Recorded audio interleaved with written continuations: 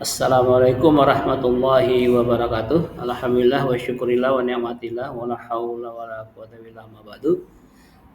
Para penonton khususnya guru-guru madrasah, kawan saya yang luar biasa. Pada kesempatan ini perkenalkan saya Yasri dari Posbangkom Pendidikan dan Keagamaan akan mencoba berbagi tentang pembelajaran, yaitu dengan tema pendekatan dalam pembelajaran khusus tentang mikir. Ini sekilas biodata yang saya kenalkan, mudah-mudahan bermanfaat buat penonton.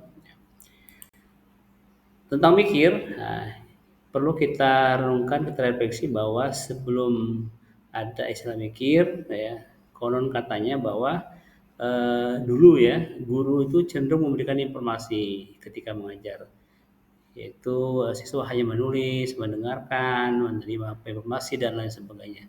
Artinya tanda kutip tidak aktif. Dengan adanya mikir, ya, pendekatan mikir, diharapkan bahwa siswa itu tidak pasif, yaitu ikut berkreasi dalam pembelajaran, lalu diajak untuk mengalami dengan cara melakukan percobaan, membuat sesuatu yang mengamati langsung dan sebagainya. Kemudian harus bekerja sama dalam kelompok siswa itu diharapkan kan.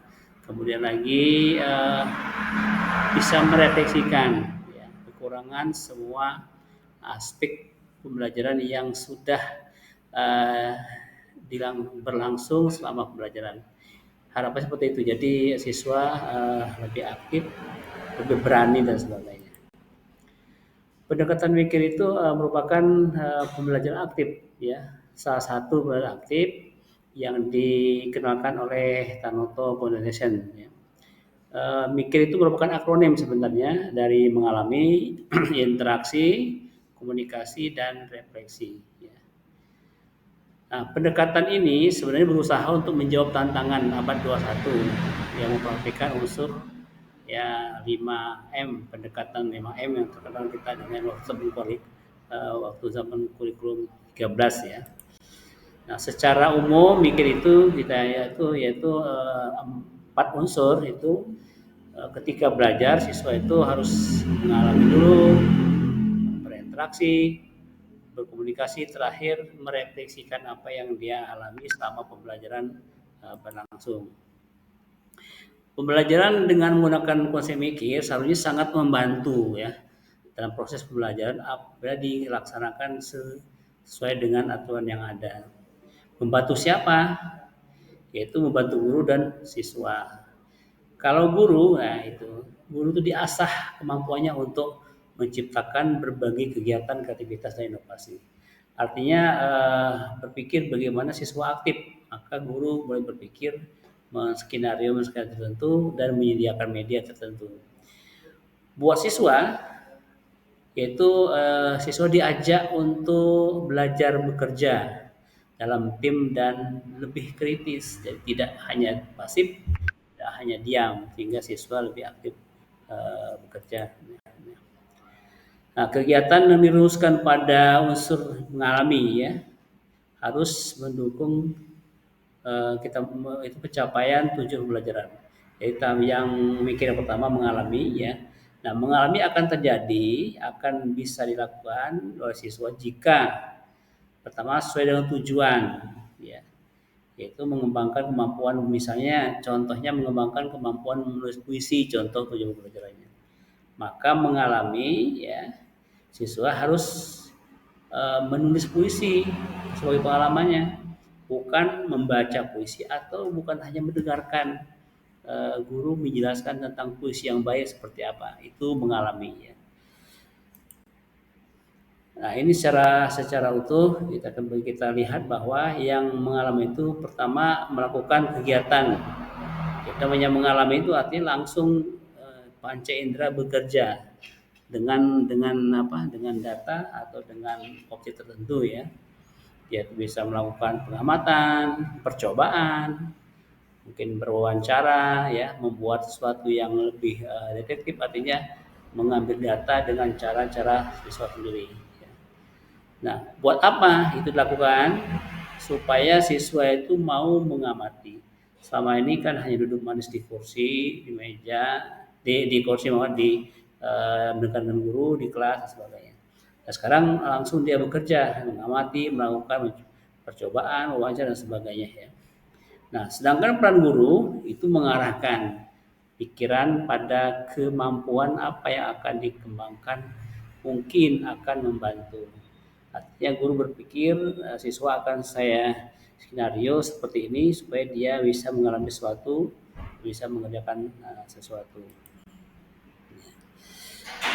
Itu untuk mengalami. Kemudian interaksi, setelah mengalami berlangsung maka perlu ada interaksi. Interaksi itu artinya proses pertukaran gagasan atau ide atau diskusi tentang apapun yang dia temukan ketika mengalami. Ya. Nah, guru berkewajiban ketika interaksi, guru hanya diam saja.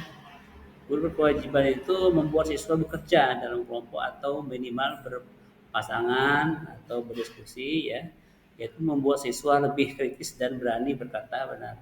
Ketika berinteraksi itu artinya ada hal-hal yang dilakukan ya, dikomunikasi didiskusikan ya. Kalau demikian maka dijamin ya suasana kelas itu lebih hidup, kondusif, ya ada sama mereka belajar dan mungkin lebih pada apa menuasa cinta, cinta ilmu akan muncul sebenarnya dengan kondisi seperti ini. Lalu dari hasil interaksi tiap kelompok, dari hasil diskusi, hasil itu pemikiran, maka tidak sampai di sana, perlu adanya mengkomunikasikan, menginformasikan apa yang telah siswa itu ketahui kepada orang lain. Itu kita proses yang ketiga, yaitu komunikasi. Ya. Nah, apa komunikasi itu? Proses penyampaian gagasan, pikiran atau perasaan oleh seorang kepada orang lain. Bisa presentasi, bisa praktek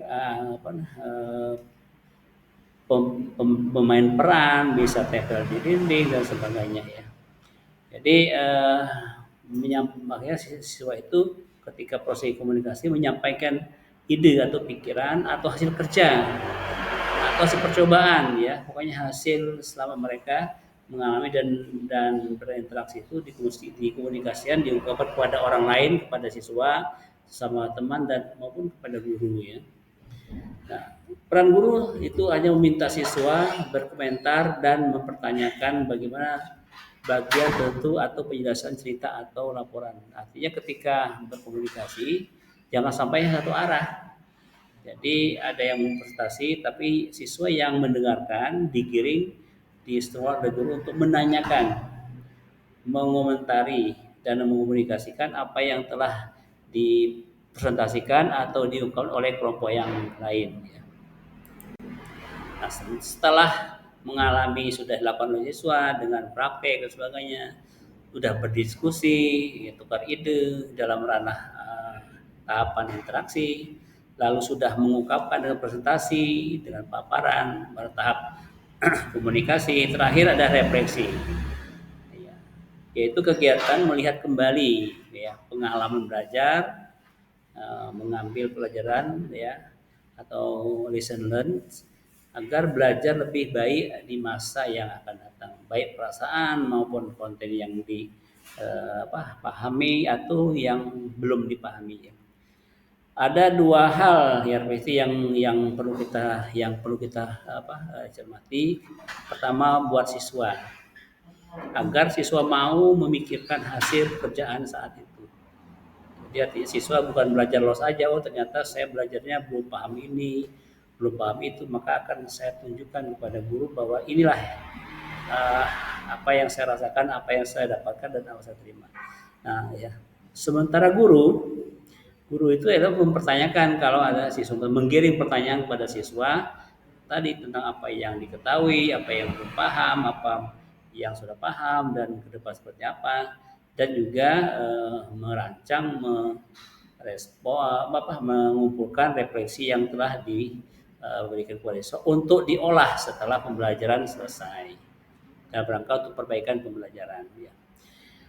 Ketika jawaban atau komentar siswa itu sudah didapat, maka guru akan langsung menindaklanjuti ya dalam untuk pembelajaran pertemuan berikutnya. Ya. Refleksi ini dapat dipicu dengan ada sebagai pemantik pertanyaan pemantik ya dari diri siswa. Misalnya kata siswa, apa yang saya pelajari hari ini ya? Itu tanyakan kepada gurunya. Lalu apa manfaat dari apa yang saya pelajari? Lalu bagaimana proses belajar yang dilakukan tadi? Lalu apa lagi yang ingin saya pelajari? Dan banyak hal pemantik lain dapat muncul oleh siswa sehingga menimbulkan sebuah gambaran ya kondisi perasaan setelah atau pasca belajar. Secara umum mikir ya mengalami interaksi komunikasi refleksi itu kita gambarkan seperti di layar ya. Misalnya untuk refleksi itu apa yang dilakukan siswa. Oh, mereka melakukan arti tahap mengalami. Lalu apa yang dilakukan guru untuk memunculkan apa yang dilakukan. Jadi guru harus standby terus mendekati memotivasi siswa supaya tidak ada ruang kosong untuk tidak berdiskusi ya. Lalu misalnya apa yang dilakukan guru untuk merespon apa yang siswa lakukan. Banyak hal yang dilakukan, artinya guru maupun siswa itu aktif dalam aktivitas pembelajaran. Inilah gambaran umum ya sedikit tentang pendekatan ya mikir dalam proses pembelajaran. Namanya pendekatan tidak urut, boleh yang mana yang diperlukan lebih dahulu atau seperti yang kita utarakan. Dengan adanya video singkat ini mudah-mudahan dan saya berharap bermanfaat buat penambahan amunisi teman-teman guru di lapangan untuk lebih semangat, kreatif lagi dan lebih optimalisasi atau optimis dalam meningkatkan kemampuan siswa di kelas. Demikianlah yang dapat kita sampaikan. Kalau ada salah murni dari saya sebagai manusia dan ada hal yang baik atau yang benar itu dari Allah SWT. Terima kasih atas perhatiannya. Assalamualaikum warahmatullahi wabarakatuh.